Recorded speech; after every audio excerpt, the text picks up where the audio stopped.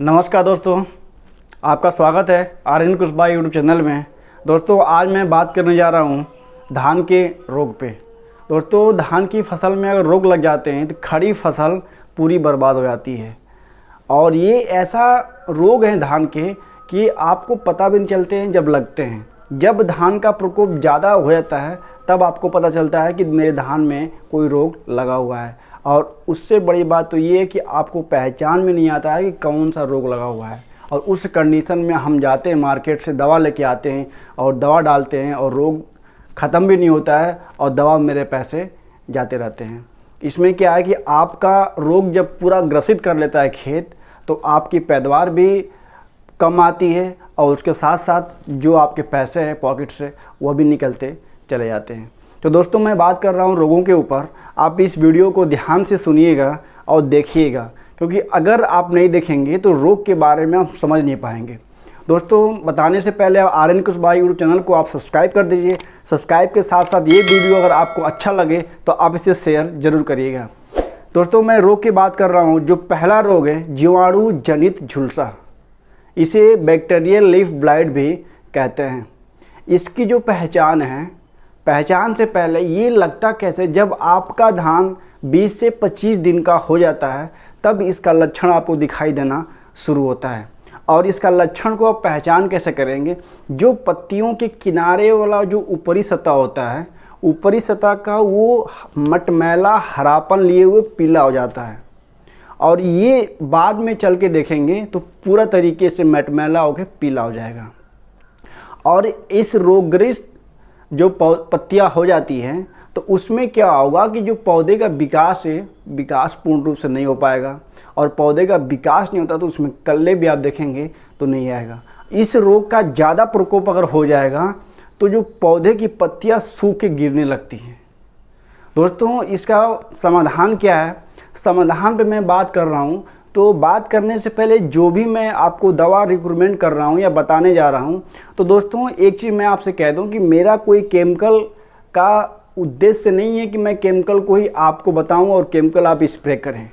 लेकिन मैं आपको बता देता हूँ ताकि आप परमानेंट तो नहीं लेकिन तुरंत के लिए आपकी फसल सुरक्षित हो जाए। और मैं बता रहा हूँ आपको 1 एकड़ के डोज के हिसाब से, क्योंकि देखिए सब्जी की खेती में अगर आप 1 एकड़ में डोज बताता हूँ तो उसमें जो पानी लगता है 150 लीटर।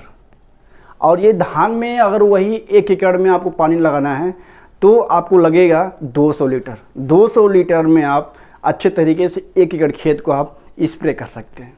तो दोस्तों जो दवा का नाम है 6 ग्राम स्टेप्टो प्लस 300 ग्राम आपको कॉपर ऑक्सीक्लोराइड 50% WG, इन दोनों दवा को मिक्स करके स्प्रे आपको करना है। ये ध्यान रहे 6 ग्राम ये और 300 ग्राम ये आपको 200 लीटर पानी में स्प्रे करना है, क्योंकि धान में आपको चलने में परेशानी होती है इसलिए पानी इसमें अधिक लगता है स्प्रे करने में। उसके बाद इसमें आप एक कंपनी का आता है प्रोडक्ट पावर प्लांट फंगिसाइड। इस प्रोडक्ट को भी आप इस्तेमाल कर सकते हैं। स्क्रीन पर आप देख रहे हैं, इसको जो इस्तेमाल करना है ये 1 लीटर में 2 ग्राम फंगिसाइड पड़ता है। दूसरा जो रोग है उसका नाम है ब्लास्ट, झुलसा, धान का झुलसा। दोस्तों जो ये झुलसा है पूरे भारत में बहुत तेज़ी से अपना पांव पसार चुका है। किसी भी फसल में बहुत तेज़ी से लगता है। धान का झुलसा में जो प्रकोप होता है अगर आपके खेतों में लग गया तो पूरी फसल बर्बाद हो जाएगी। को बता दें कि जो ये लगता कैसे है, जब आपका धान 15 से 20 दिन रुपाई हो जाती है तब से ये इसका लक्षण आपको देखने को मिल जाएगा। और तब तक आपको मिलेगा जब तक कि धान पूरी तरीके से पक न जाए, तब तक आपको इसका लक्षण ब्लास्ट का मिलता जाएगा। और इसका जो लक्षण है, इसका लक्षण आप देखेंगे कि जो पौधा होता है, पौधे के मुख्य पत्तियाँ, जो ऊपरी पत्तियाँ होती हैं, मुख्य पत्तियों पे पीला कलर के आँख के आकार के धब्बे बन जाते हैं। और बीच में देखेंगे राख के रंग के आकार का, और उसको किनारे देखेंगे तो भूरे रंग के होते हैं। और यही धब्बे बड़े होकर कत्थई सफ़ेद के धब्बे बना लेते हैं, जिससे पौधा झुलस जाता है। अब आपको बता दें कि इसका जो उपाय है, इसके उपाय में मैंने आपको बताया था पावर प्लांट फंगिसाइड पहले रोग में, इसमें भी आपको स्प्रे करना है पावर प्लांट फंगिसाइड। 1 लीटर पानी में 2 ग्राम पावर प्लांट फंगिसाइड स्प्रे होगा। और इसमें 1 सप्ताह बाद दोबारा आपको एक प्रोडक्ट और है पावर प्लांट फंगोहिट।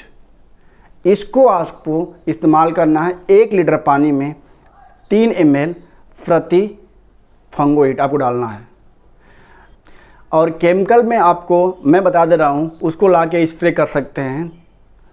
टोबैकोनोजाल 25.9% EC आपको इस्तेमाल करना है। इस दवा को ला के इस्तेमाल कर लीजिए और जो ब्लास्ट आपका है कंट्रोल हो जाएगा।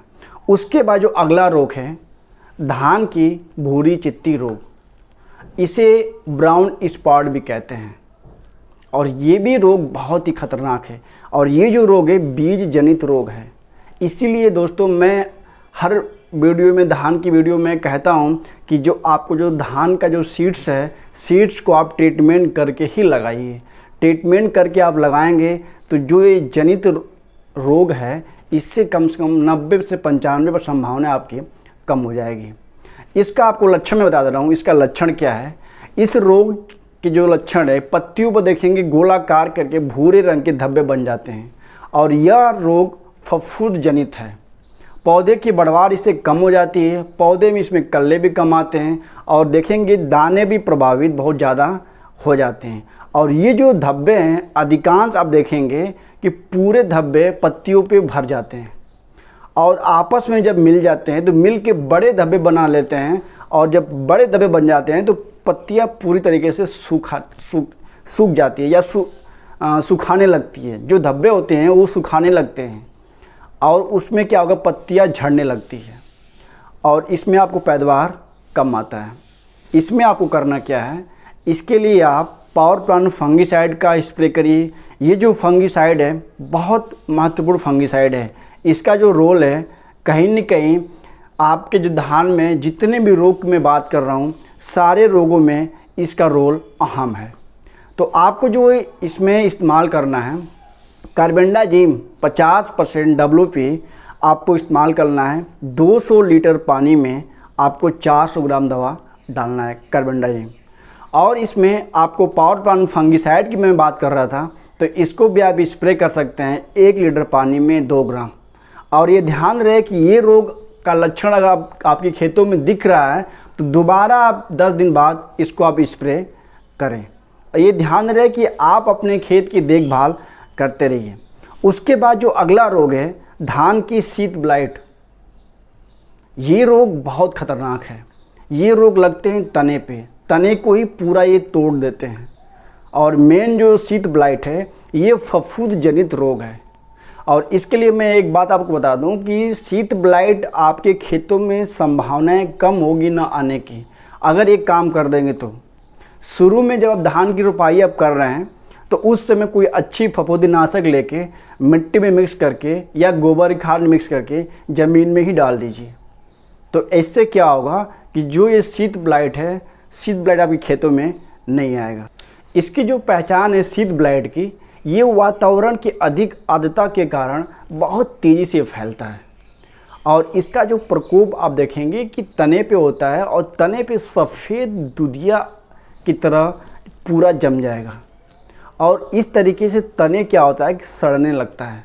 और तने जब सड़ने लगता है तो उसमें क्या होता है कि कल्ले आपका पूर्ण तरीके से विकास नहीं करते हैं। और जब विकास नहीं करेंगे तो जानते हैं कि आपका जो पैदावार है बहुत कम आएगी। इसके लिए आपको करना क्या है कि आपको जो मैं केमिकल बता दे रहा हूँ, केमिकल आपको करना क्या है कि हेक्साकोनाजोल 5% EC आपको 250 ml ये दवा 200 लीटर में इस्तेमाल करना है। ये आपको ध्यान रहे कि 250 ml ये दवा है और 200 लीटर पानी में डालना है। कहीं 150 लीटर पानी में न डालिएगा, नहीं तो डोज ज़्यादा हो जाएगा और ये साइड इफ़ेक्ट हो जाएगा। 200 लीटर पानी में इसको मिक्स करिएगा।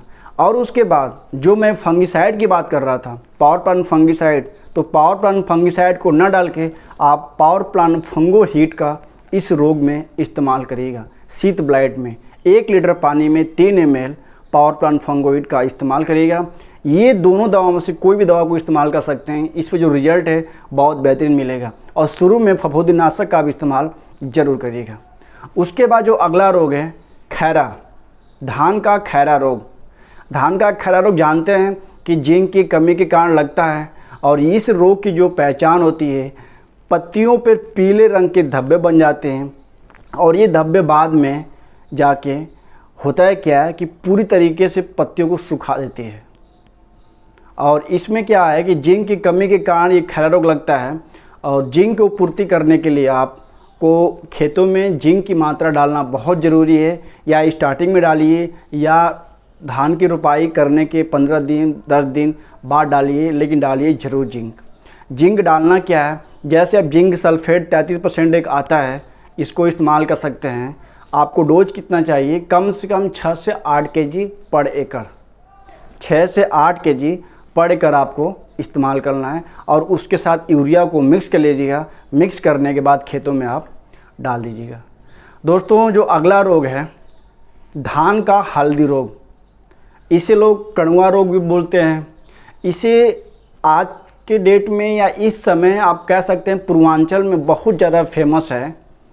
लेढ़ा रोग इसे कहते हैं और इसे फाल्स स्मट भी कुछ जगहों पे कहा जाता है। तो और ये ऐसा रोग है कि अगर ये रोग आपके खेतों में लग गया तो ये ध्यान दीजिएगा, आपके खेतों में अगर ये रोग लग गया तो सबसे पहले क्या है कि पूरी धान की बालियों को आपको पूरा रोग ग्रसित कर देगा। और एक बात और है कि इस रोग से आप बच जाएंगे तो कहीं न कहीं आपके धान पे ये असर डाल लेता है। करता क्या है कि जो धान की जो बालियाँ होती है, धान की बालियों पे सबसे पहले आपको हरा सा पदार्थ दिखाई देगा और हरा सा पदार्थ दिखाई देने के बाद वो पदार्थ पीला हो जाएगा और पीला पदार्थ एक लेयर नुमा उसमें जमा रहेगा। उस बालियों को पकड़ के जब हिलाएंगे तो बहुत तेज़ी से पाउडर नुमा वो उड़ता है और यह संक्रमण अन्य धान पे बहुत तेज़ी से फैलता है। जब अधिक बालों पे ये पहुंचना शुरू हो जाएगा तो इसमें क्या होगा कि पूरी फसल आपकी बालियों पे ये लेढ़ा रोग लग जाएगा और लगने के बाद पूरा ग्रसित हो जाएगा। इसका आपको उपाय क्या करना है? उपाय में सबसे पहले यह करना आपको कि जब आपको ये रोग दिखना शुरू हो जाए तो तुरंत उस पौधे को जड़ से उखाड़ के कहीं बाहर जला दीजिए। ये आपको सावधानी करना बहुत ज़रूरी है, नहीं तो उसी पौधे के चलते सारे पौधे भी रोग ग्रसित हो जाएंगे। आपको दवा का इस्तेमाल इसमें करना है। दवा का इस्तेमाल आप कर सकते हैं। पहला क्या है, कॉपर हाइड्रोक्लोराइड, कॉपर ऑक्सीक्लोराइड आपको 50% WP आपको इस्तेमाल करना है 200 लीटर पानी में 300 ग्राम। ये आपको ध्यान रहे। और इसमें करना है क्या, बाली निकलने के पहले, ये नहीं कि बाली जब निकल जाए तभी इस्तेमाल करना है। आपको ये रोग अगर दिखने की संभावना आ रही है तो कॉपर ऑक्सीक्लोराइड 50% इस WG आपको इस्तेमाल करना है 300 ग्राम बाली निकलने के पहले। और जब बाली आपकी निकल जा रही है तो निकलने के बाद आपको इस्तेमाल करना है प्रोपोकोनोजॉल। ये इस्तेमाल करना है 300 ml 200 लीटर पानी में। ये बाली निकलने के बाद का है और वो जो था वो बाली निकलने के पहले था।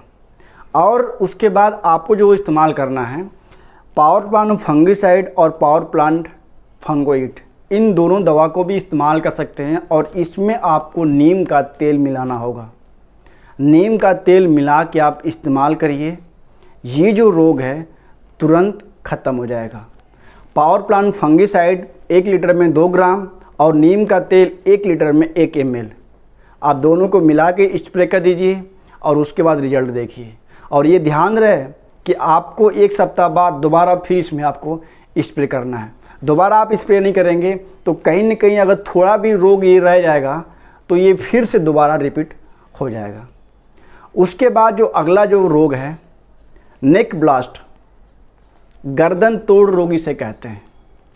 और इसमें आप देखेंगे कि जो बालियाँ होती है, बालियों को जो नीचे जो स्टेम होते हैं बालियाँ से सटी हुई, वहीं पर ये बालियाँ झुक जाती है और झुक के ये गिरने लगती है। और गिरने की स्थिति में आप देखेंगे कि पूरी बालियाँ वो सूख जाती है। सूखने की पहचान क्या होती है इसकी, आप गौर से देखिए।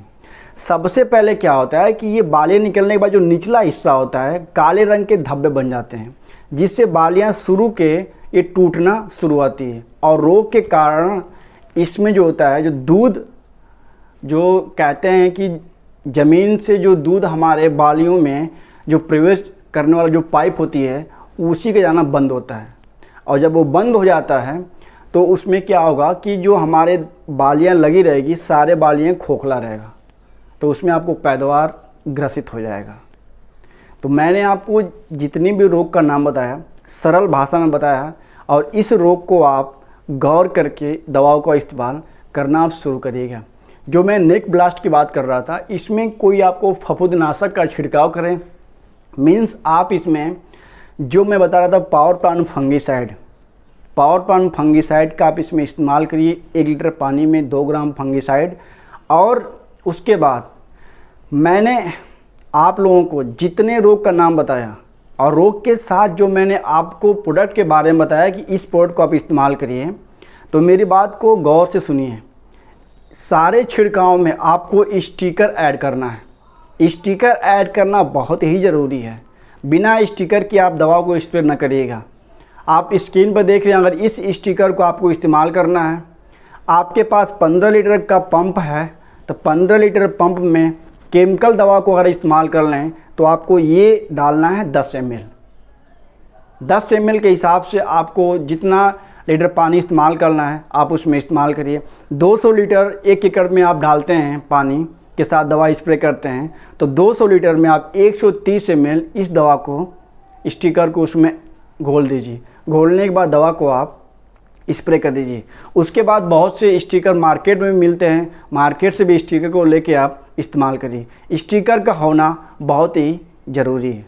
दोस्तों, ये जो मैंने आपको जानकारी दिया कैसा लगा? अगर आपको ये वीडियो अच्छा लगा तो इस वीडियो को आप शेयर करिए, और इतना शेयर करिए कि जो धान की फसल में जो रोग लगते हैं और किसान जो परेशान होते हैं कि कौन सा रोग लगा है पता नहीं चलता है, और उनकी पूरी फसल बर्बाद हो जाती है और खर्चे भी उनके बहुत तेज़ी से बढ़ जाते हैं। दोनों तरीके से परेशान होते हैं, एक तो खर्चे बढ़ जाते हैं और फसल से उनको आउटपुट नहीं मिलता है, इसलिए किसान बहुत परेशान होते हैं, और इसी का देन है कि किसान आत्महत्या करते हैं।